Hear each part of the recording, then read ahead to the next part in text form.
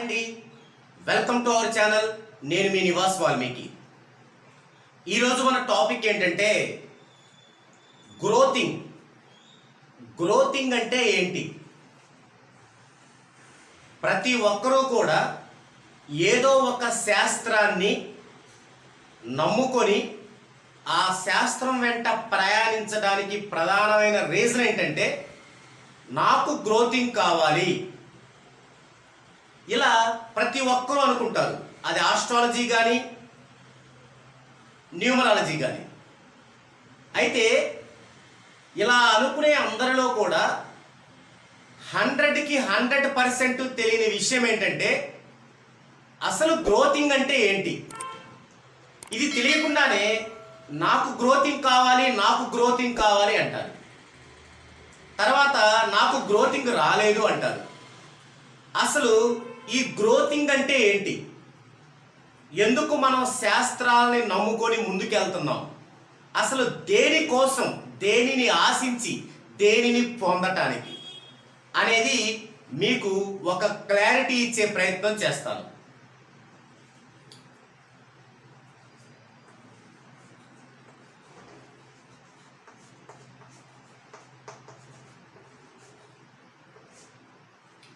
గ్రోతింగ్ అంటే ఒక్కొక్కరికి ఒక్కొక్క సమస్య ఉంటుంది. ఒకరికి డబ్బు సమస్య, మనీ. ఇంకొకరికి హెల్త్ సమస్య, ఇంకొకరికి మెంటల్, మానసికంగా ప్రాబ్లం. ఇలా మనకి అనేక ప్రాబ్లమ్స్ ఉంటాయి. అయితే ప్రతి ప్రాబ్లం కూడా డబ్బు చుట్టూరా తిరుగుతుంది, మనీ చుట్టే తిరుగుతుంది ప్రతి సమస్య కూడా. ఇక్కడ గ్రోతింగ్ అంటే మనకు కావాల్సింది మనీ సంపాదించడంలో ఇంప్రూవ్మెంట్. ఓకే, అంతేకాని మీరు వేసుకున్న అంచనాలకి, మీరు ఆలోచిస్తున్న విధానానికి ఒక గ్రోతింగ్ అని పేరు పెట్టుకోకూడదు. ఓకే, ఇప్పుడు ఒకరికి ఆరోగ్యం బాగుండదు, హెల్త్ బాగుండదు. దీనికోసం ఇతను ఒక ఆస్ట్రాలజర్ని లేదా న్యూమరాలజీని సంప్రదిస్తాడు. సంప్రదించినప్పుడు వాళ్ళు ఏం చేస్తారు? ఓహో, నీకు ఆరోగ్యం బాగోలేదా, నీ ఆరోగ్యం బాగుండాలంటే ఈ పూజ చేయండి అంటారు. నీ ఆరోగ్యం బాగుండాలంటే ఈ స్టోన్ పెట్టుకోండి అంటారు. నీ ఆరోగ్యం బాగుండాలంటే ఈ రుద్రాక్ష ధరించండి అంటారు. ఇలా మీకు 3 విధాలైనటువంటి రెమెడీస్ని ఇస్తారు. ఈ 3 విధాలైన రెమెడీస్ కూడా దేనితో ముడిపడి ఉన్నాయి? డబ్బుతో ముడిపడి ఉన్నాయి. ఆర్థికం, డబ్బుతో ముడిపడి ఉన్నాయి. మీకు ఈ పూజ ద్వారా వచ్చేటువంటి ఫలితం ఏందో తెలియదు, స్టోన్ ద్వారా వచ్చే ఫలితం ఏందో తెలియదు, రుద్రాక్ష ద్వారా వచ్చే ఫలితం ఏందో తెలియదు. అసలు ఫలితం వస్తుందో రాదో తెలియదు, వచ్చింది ఎలా కనిపిస్తుందో తెలియదు. ఇప్పుడు ఒక పర్సన్ పూజ చేశాడు. 25 సంవత్సరాల వయసులో ఇతనికి హెల్త్ బాగలేదు. పూజ చేశాడు. పూజ చేసిన నెల రోజుల్లోనే ఈ హెల్త్ క్యూర్ అయింది, తగ్గిపోయింది. అప్పుడు ఈ పర్సన్ ఏం భావిస్తాడు? ఎంత అద్భుతం, నేను దేవుడి కోసం పూజ చేశాను, నా ఆరోగ్యం తగ్గింది అనుకుంటాడు. అంతవరకు బాగుంది. ఇప్పుడు మరలా ఇతనికి 27వ సంవత్సరంలోనో 30వ సంవత్సరంలోనో మరలా హెల్త్ బాగోదు. మరలా పూజ చేస్తాడు, ఎందుకంటే పూజ చేస్తే తగ్గింది కదా. సో మరలా తగ్గింది అనుకుందాం. ఓకే, మళ్ళీ తగ్గింది అనుకుంటాడు. మరలా 35 ఇయర్స్ వచ్చేసరికి హెల్త్ బాగోదు. మరలా పూజ చేస్తాడు. ఇక 40 అబోవ్ వచ్చేసరికి అతనికి ఒక క్లారిటీ వచ్చింది. ఏమని? నాకు హెల్త్ బాగలేకపోతే ఆ హెల్త్ క్యూర్ అవుతుంది పూజతో కాదు,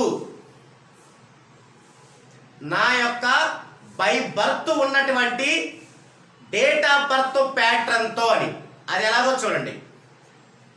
ఈ పర్సన్కి ప్యాటర్న్ ఇలా ఉందనుకుందామండి, 7 3 5 6 ఇలా ఉంది. ఇలా ఉన్నప్పుడు ఇతనికి 7 3 అనేది డెడ్ యాంటీ కాబట్టి ఇతనికి 7వ సంవత్సరం నుంచి 7 ఇయర్స్ నుంచి 23 ఇయర్స్ వరకు హెల్త్ ప్రాబ్లం ఉంటుంది. ఎందుకు? ఇక్కడ 3 అనేది కూల్ నెంబర్ కాబట్టి. ఇప్పుడు ఈ హెల్త్ ప్రాబ్లం ఉన్న దానిలో ఈ యొక్క నెగిటివ్ 7 3 అనే నెగిటివ్ ని గనక పాజిటివ్ గా చేసుకోకపోతే ఈ యొక్క 23 ఇయర్స్ అనేది 24 25 26 27 ఎంత వరకైనా పొడిగింపు జరగగలదు. ఇప్పుడు ఈ పర్సన్కి 23 వరకు బాగోదు, కానీ 25 ఇయర్స్ లో కూడా హెల్త్ అలాగే ఉంది. కారణం ఏంటి? ఈ యొక్క నెగిటివ్ ని అతను పాజిటివ్ చేసుకోలేదు. ఇప్పుడు 25 ఇయర్స్ లో పూజ చేసుకున్నాడు. సో ఆ పూజలో కొన్ని శ్లోకాలు ఉపయోగిస్తారు. ఆ శ్లోకాలలో ఉన్నటువంటి సైంటిఫిక్ వైబ్రేషన్ వలన ఇతనికి హెల్త్ క్యూర్ అయింది. అది శాశ్వతం కాదు. ఎందుకు శాశ్వతం కాదు? నీ బై బర్త్లో ఏముందో తెలియదు, దానికి ఎంత పాజిటివ్ గల ఆ సైంటిఫిక్ ఎనర్జీ ఇవ్వాలో తెలియదు. ఏదో ఆటోమేటిక్ గా జరిగిన శ్లోకాల వలన ప్రతి శ్లోకంలో సైంటిఫిక్ ఎనర్జీ ఉంది. సో అందులో ఉన్న సైంటిఫిక్ ఎనర్జీ ఇతనికి కొంతవరకు ఉపయోగపడింది. సో అతనికి ఈ సైంటిఫిక్ రీజన్ తెలియక ఓకే పూజ వల్లే నాకు తగ్గింది అనుకున్నాడు.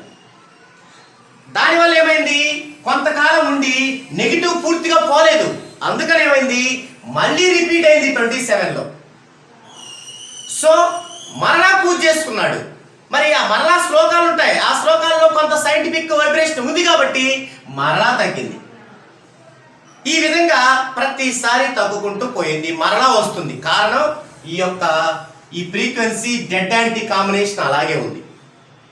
నెక్స్ట్ వచ్చేసి ఇక్కడ కూడా కూల్ నెంబర్ ఉంది, 6 కూడా కూల్ నెంబరే. అక్కడ కూడా ఆరోగ్యం బాగోదు. అందుకే 40 ఇయర్స్ వచ్చినా కూడా అనారోగ్యం మళ్ళీ రిపీట్ అవుతూనే ఉంది.